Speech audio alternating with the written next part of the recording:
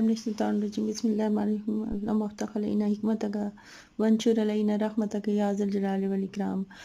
वालेकुम स्टूडेंट्स। आज का हमारा टॉपिक है 7th चैप्टर में से 7.5.3 है गैल्वानिक सेल या वोल्टेक सेल। दो नाम है इसके, गैल्वानिक सेल या वोल्टेक सेल।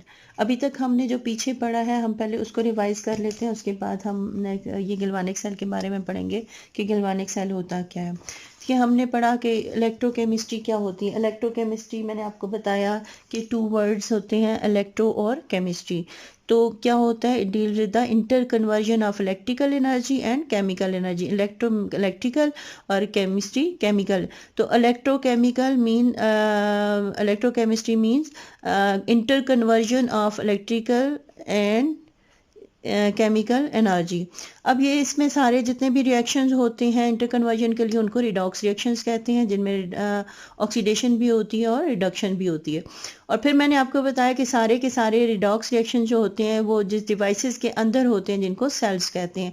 अब ये सेल्स चूँकि ये 2 टाइप की एनर्जी का इंटर कन्वर्जन है, तो जब एक टाइप की एनर्जी दूसरे में चेंज होती है उस लिहाज से सेल्स भी 2 टाइप के होंगे। तो जो जिसमें नॉन स्पॉन्टेनियस रिडॉक्स रिएक्शन होते हैं, यानी इलेक्ट्रिकल एनर्जी जो है वो दी जाती है, यानी इलेक्ट्रिक करंट पास किया जाता है और फिर उससे केमिकल रिएक्शंस होते हैं और केमिकल्स हासिल किए जाते हैं, यानी इलेक्ट्रिकल एनर्जी केमिकल एनर्जी में चेंज होती है। नॉन स्पॉन्टेनियस रिएक्शन होते हैं उनको इलेक्ट्रोलाइटिक सेल कहते हैं। और इसकी एग्जांपल हमने पढ़ी थी नेल्सन सेल और डाउन सेल। इसकी कंस्ट्रक्शन हम पढ़ चुके हैं।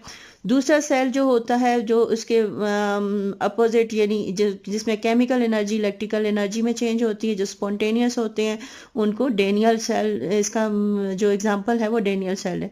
तो आज हम गैल्वानिक सेल पढ़ेंगे, दूसरे टाइप का जो डिवाइस होता है जिसमें स्पॉन्टेनियस रिडॉक्स रिएक्शंस होते हैं, जिसमें केमिकल एनर्जी कन्वर्ट होती है इलेक्ट्रिकल एनर्जी में, उसको वोल्टेक सेल या गैल्वानिक सेल कहते हैं और उसकी एग्जांपल है डेनियल सेल। तो आज हम डेनियल सेल की कंस्ट्रक्शन पढ़ेंगे कि डेनियल सेल जो है वो कैसा होता है।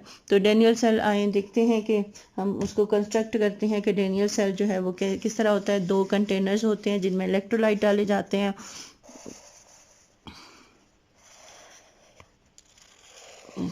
एक हमारे पास ये कंटेनर आ गया और एक जो है वो इसी टाइप का 2 कंटेनर, 2 बीकर ले लें, कुछ 2 कंटेनर्स होते हैं जिनमें इलेक्ट्रोलाइट डाला जाता है। अब चूंकि हम डेनियल सेल पढ़ रहे हैं तो इसमें जो इलेक्ट्रोलाइट होंगे, एक में जो है हम जिंक सल्फेट है ZnSO4 और दूसरे में जो हम डालेंगे वो है कॉपर सल्फेट।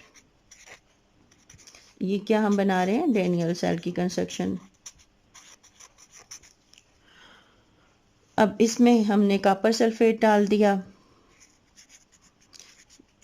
तो ये कॉपर सल्फेट का सोल्यूशन है और ये वाला जो है इसमें हमने क्या डाला, जिंक सल्फेट का सोल्यूशन है। तो सोल्यूशन में ये क्या करते हैं, अपने आयंस में बढ़ जाते हैं। तो इसमें क्या होगा, Zn के आयंस होंगे, यहाँ पे Zn जिंक सल्फेट का सोल्यूशन है तो Zn+2 और SO4 -2। ये जो है ये सारे में Zn+2 और SO4 -2 ये सारे के सारे सोल्यूशन में होंगे। और कॉपर सल्फेट में क्या होगा, Cu+2 और SO4 -2। तो ये सारे सोल्यूशन में कॉपर आयन और सल्फेट आयन होंगे। अब हम क्या करते हैं कि 2 इलेक्ट्रोड लेते हैं, जो जिसका सोल्यूशन होगा उसी मेटल का इलेक्ट्रोड उसमें डिप किया जाता है। ये जिंक सल्फेट का सोल्यूशन है, इसलिए हम यहाँ पे जो डिप करेंगे वो होगा इलेक्ट्रोड जिंक का।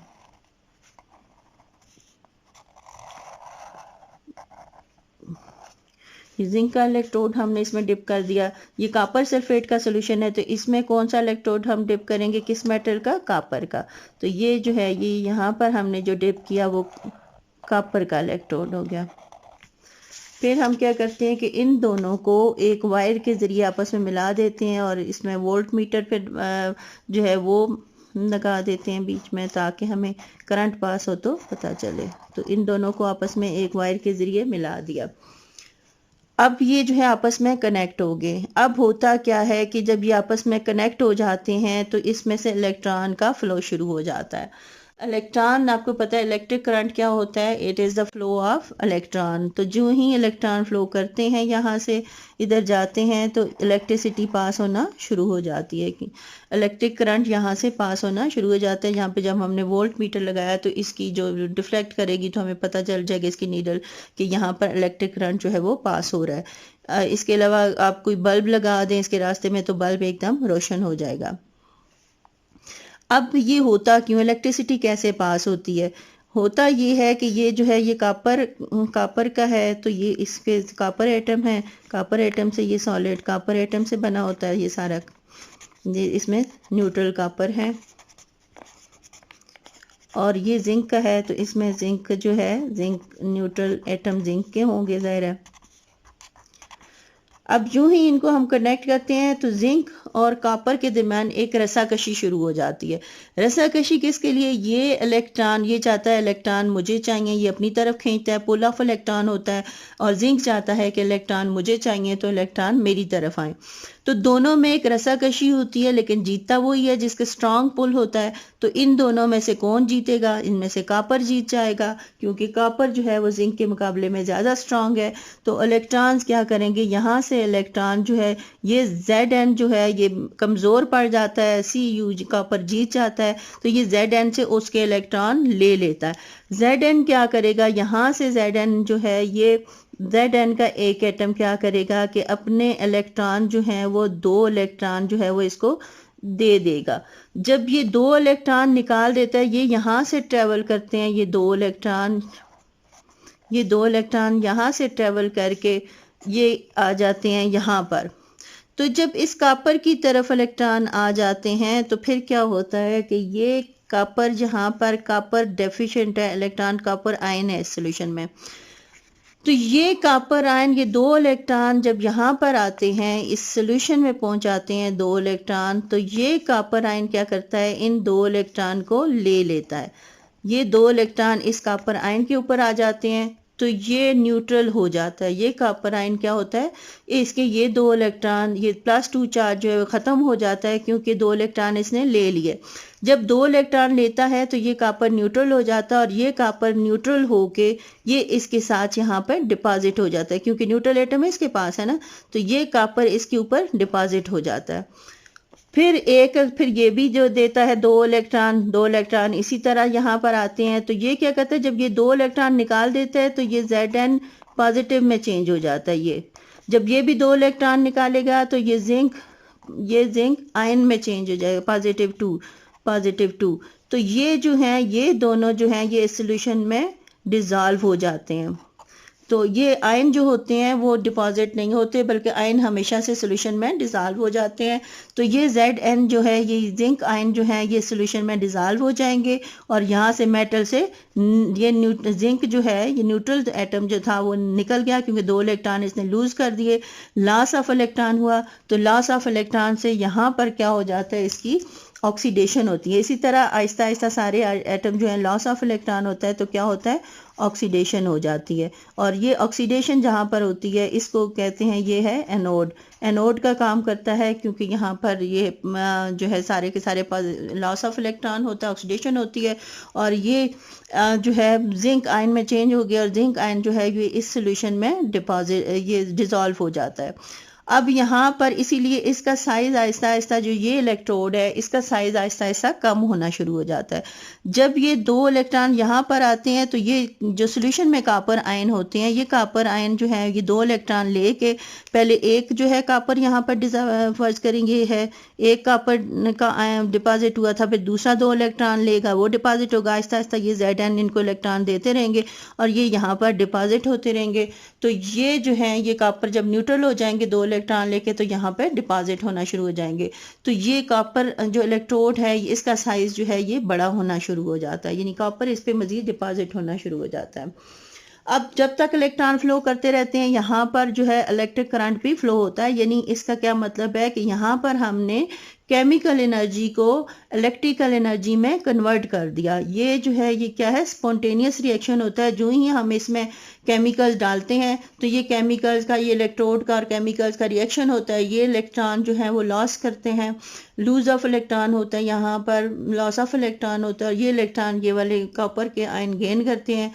तो इस तरह आयन का फ्लो जारी रहता है और इलेक्ट्रिसिटी प्रोड्यूस होती रहती है। यानी केमिकल रिएक्शन के ज़रिए इलेक्ट्रिक करंट जो है वो प्रोड्यूस होता है। तो ये स्पॉन्टेनियस रिएक्शन होता है।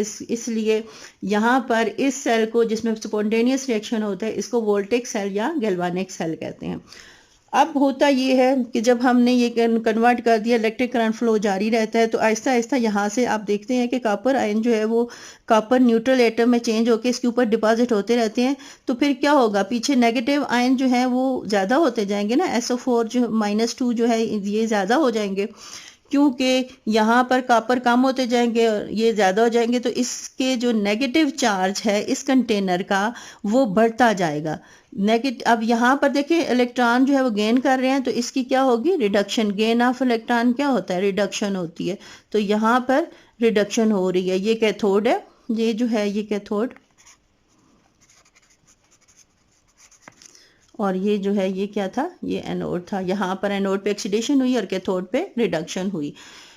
अब ये दोनों हाफ सेल्स हैं। हाफ सेल्स में, अब हाफ सेल में हम दोनों का रिएक्शन लिखेंगे कि रिएक्शन जो है वो क्या हुआ। अब यहाँ पर देखें इस हाफ सेल में क्या रिएक्शन हुआ कि यहाँ पर Zn ने अपने 2 इलेक्ट्रॉन लूज कर लिए।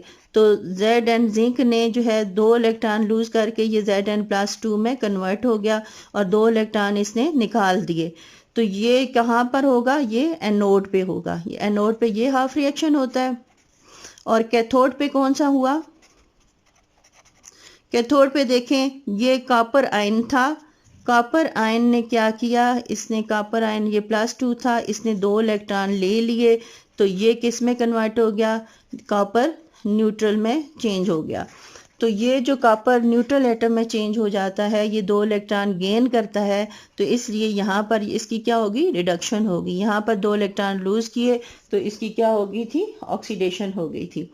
अब ये ऑक्सीडेशन रिडक्शन जारी रहता है। जब ये फ्लो ऑफ इलेक्ट्रॉन जारी रहता है तो क्या होता है, जो जो ये आगे प्रोसीड करता है ये सारा अमल, तो यहाँ पर SO4 यानी इस कंटेनर में नेगेटिव आयन ज़्यादा हो जाते हैं। और यहाँ पर देखें जब जिंक आयन +2 इसमें मज़ीद आते रहते हैं तो यहाँ पर +2 बढ़ जाता है, यानी इस कंटेनर में पॉजिटिव आयन की ज्यादती हो जाती है। अब ये न्यूट्रल नहीं रहते, ये नेगेटिव होता जाता है और ये क्या होता जाता है, पॉजिटिव हो जाता है। तो इसको न्यूट्रल करने के लिए, यानी इनके नेगेटिव और पॉजिटिव कंटेनर को ख़त्म करने के लिए एक और चीज़ इस्तेमाल होती है जिसको कहते हैं साल्ट ब्रिज। अब यहाँ पर देखें, यहाँ पर साल्ट ब्रिज एक यू शेप की, ये इस तरह की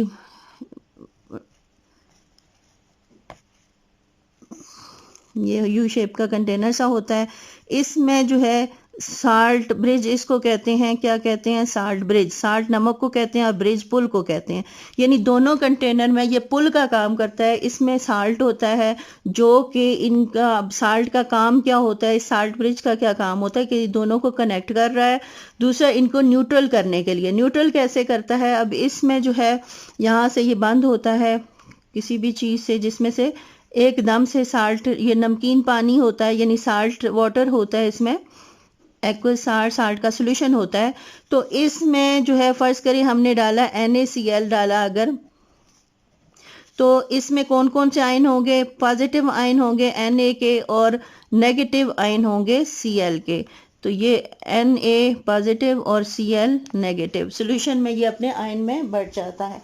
तो अब क्या होगा, जो ही इसमें नेगेटिव चार्ज की ज्यादती होती है तो ये नेगेटिव होता है, तो नेगेटिव पॉजिटिव को अट्रैक्ट करता है। तो ये किस चीज़ को अट्रैक्ट करेगा अपनी तरफ, सोडियम आयन को। तो सोडियम आयन जो है वो इस तरफ अट्रैक्ट होना शुरू हो जाएंगे। और यहाँ पे नेगेटिव आयन, यहाँ पे पॉजिटिव आयन ज़्यादा है तो ये नेगेटिव आयन को अट्रैक्ट करेंगे। तो नेगेटिव कौन से हैं, Cl- क्लोराइड आयन, तो ये इस तरफ अट्रैक्ट होना शुरू हो जाएंगे।